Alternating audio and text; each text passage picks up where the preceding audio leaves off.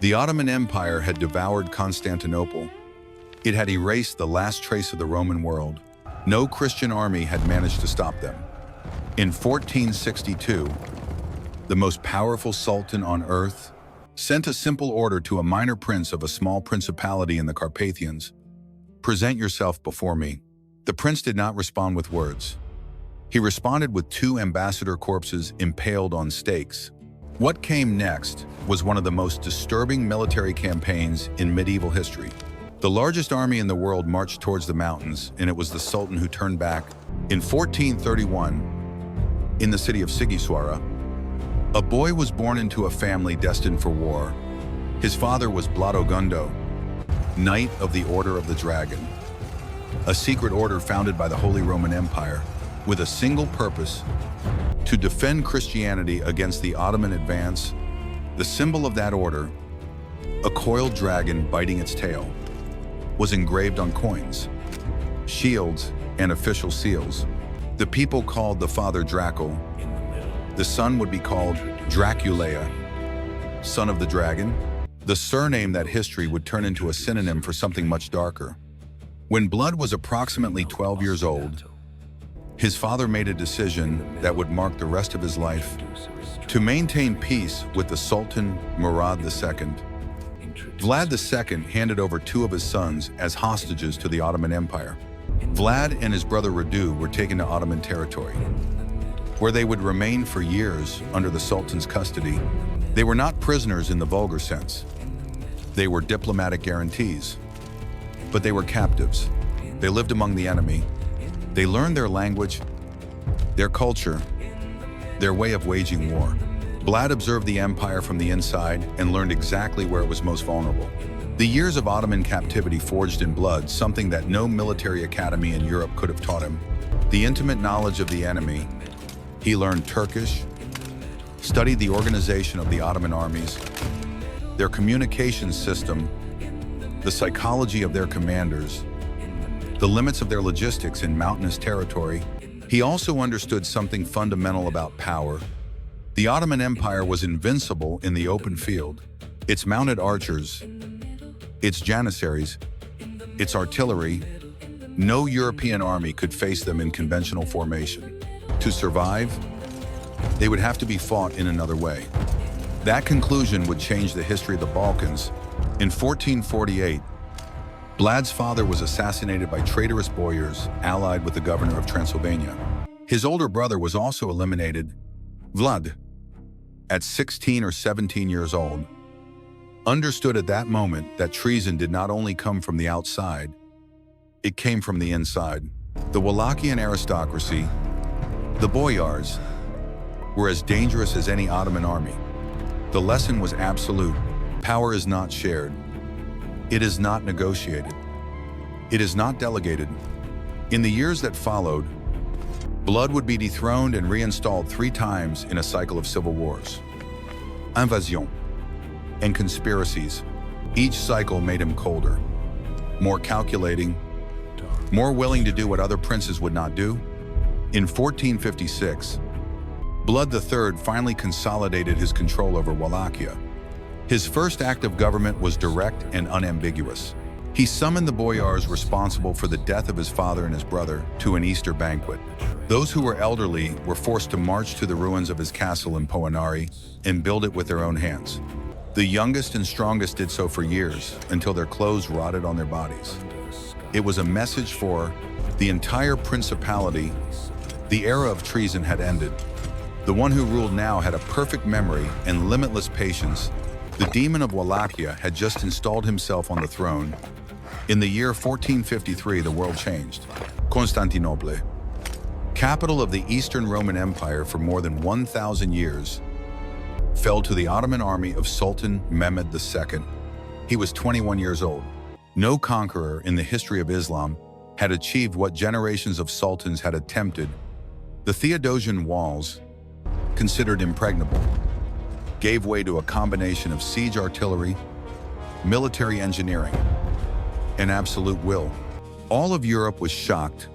The church spoke of the end of times, and Mehmed adopted a new title, Kaiseri Rum, Emperor of Rome. The man who buried the ancient world had barely 2 decades of life. After Constantinople, Mehmed did not stop. In the following years, the Ottoman Empire absorbed Serbia, consolidated control over the Balkans, and extended its influence to the Danube. Cities fell with a regularity that began to feel inevitable for the European kingdoms. The Pope himself called for a crusade that never materialized. The kings of Europe sent letters and promises. The Ottoman armies sent results. Mehmed also built inwards, reformed the imperial administration, consolidated the Janissary system, modernized the artillery. He was not just a conqueror, he was an architect of states, and the state he was building did not seem to have a ceiling. In that context of continuous expansion, Wallachia was for Mehmed almost a marginal note, a small Christian principality in the Carpathians with a scarce population, modest resources, and a geographical position that made it a transit zone towards Hungary. Vlad Ertaso had been at some point a tributary of the Sultan, paying annually in currency and in men for the Ottoman army. It was the normal order of things. The princes of the Balkans either paid or disappeared. Mehmed had greater concern at that moment for Venice, for the expansion towards the Mediterranean, for the provinces of Anatolia. Wallachia was a minor administrative problem that was about to change. In the winter of 1461, Mehmed sent 2 emissaries to Vlad's court in Targovista. The mission was simple. The Sultan demanded the delayed tribute plus the recruitment of 100 young Wallachians for the Janissary Corps, plus Vlad's personal appearance before the Sublime Porte to swear allegiance. It was the standard protocol. Dozens of Balkan princes had complied with it without major resistance. The Ottoman emissaries arrived with the attitude of men executing an administrative formality. They did not arrive prepared for what Vlad had in mind to receive them. The response of Vladesa was a declaration of war, designed to be understood in the only language that the Ottoman Empire understood without ambiguity: the language of horror. The 2 sultans' emissaries were captured on the spot before the Wallachian court. Vlad ordered that their turbans be nailed to their heads with nails, since according to witnesses of the time they had refused to take them off before the Christian prince, claiming that it was against their faith. Then he sent them back to the Sultan alive, but marked it was a deliberate, theatrical, and calculated message. This prince does not play by your rules and is not afraid of your name. In February of 1462, with the Danube partially frozen and the mountains covered in snow, Vlad XXX launched an offensive that no Ottoman strategist had anticipated. He crossed the river into territory controlled by the empire and attacked a series of Ottoman positions along the border, from Giurgiu to the Black Sea, in a campaign of rapid movement, hit and run. It was not a war of siege or open field. It was a war designed to inflict maximum damage with minimum resources, move before the enemy could react, and leave a devastated territory that could not sustain an invading army. Vlad used the winter as an ally. The Ottoman Empire used the summer for its great campaigns. He attacked when they did not expect it. The February campaign was methodical and devastating. Vlad sent a report to King Matthias Corvinus of Hungary, his formal ally, detailing the results. The letter, which survives to this day, enumerates with surgical precision the attacked cities, the neutralized ports, and the number of Ottoman casualties. The total that Vlad reported exceeded 23,000 between Turkish and Bulgarian Muslim soldiers and civilians. Modern historians debate the exact numbers, but the scale of the damage inflicted is documented from multiple contemporary Ottoman sources. It was not propaganda. It was an operations report. Vlad counted his results like an administrator counts inventory. That coldness was in itself part of the message. The Sultan's response was inevitable and massive. Mehmed II organized one of the greatest military expeditions of his reign.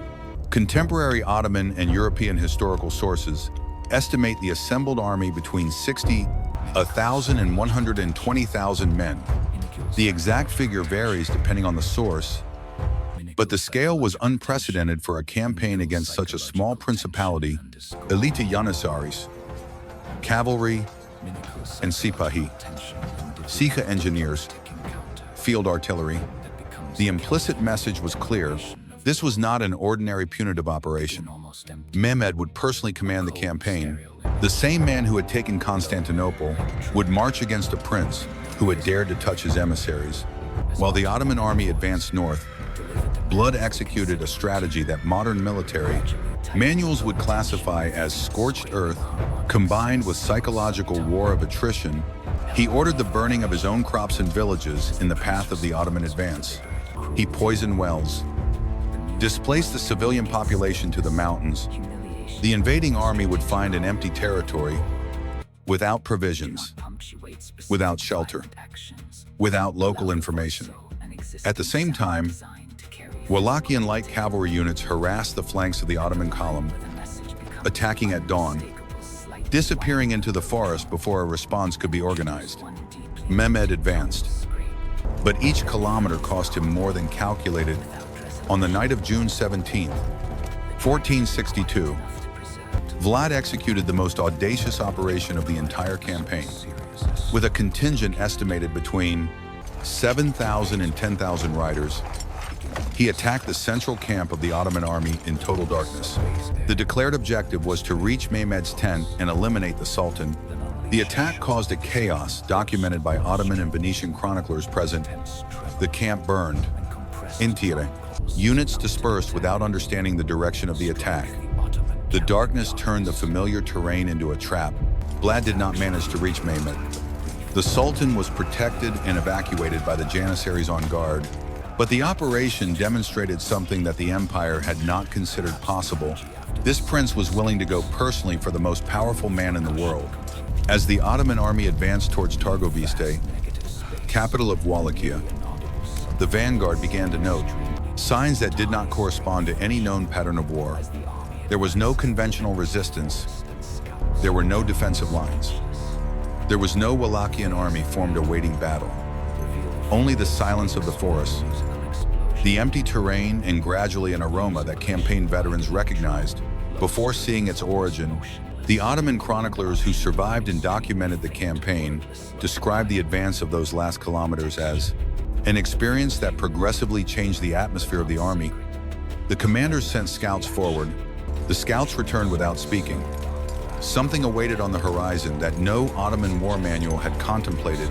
What the Ottoman vanguard found about 90 kilometers from Targoviste has been described by chroniclers from at least 4 different nations: Ottomans, Venetians, Greeks, and Transylvanian Saxons.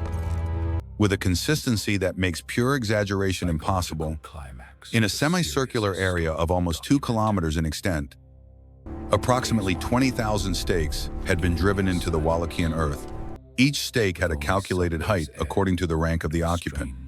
The highest in the center, visible from a distance, descending in hierarchy towards the flanks. The field had been designed as a communication. It was not chaos. It was architecture. Vlad had constructed a message in the only language that did not require translation.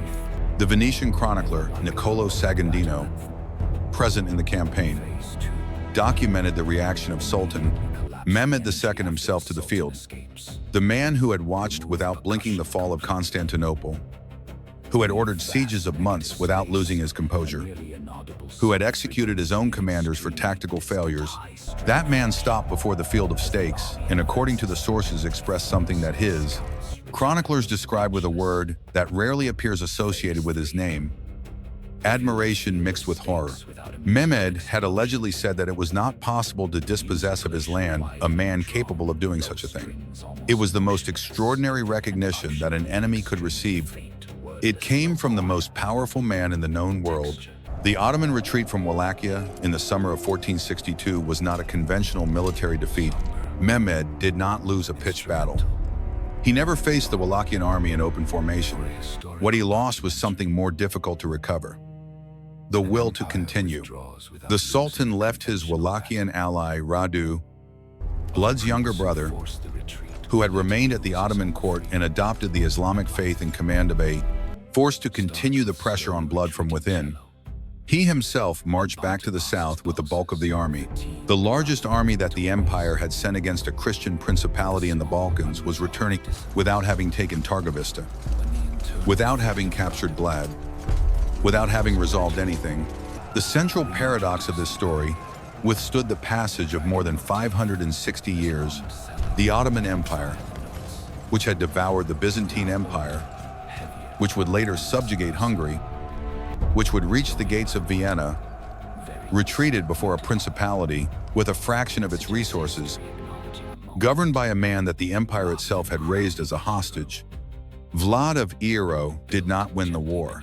He was eventually captured by his ally, King Matthias Corvinus. He spent years in prison and died in circumstances not entirely clarified in 1476, but in the summer of 1462, during some decisive weeks, a prince of the Carpathians had forced the most powerful man in the world to turn back. History is not always written by those who win. Sometimes it is written by those who make the invincible retreat.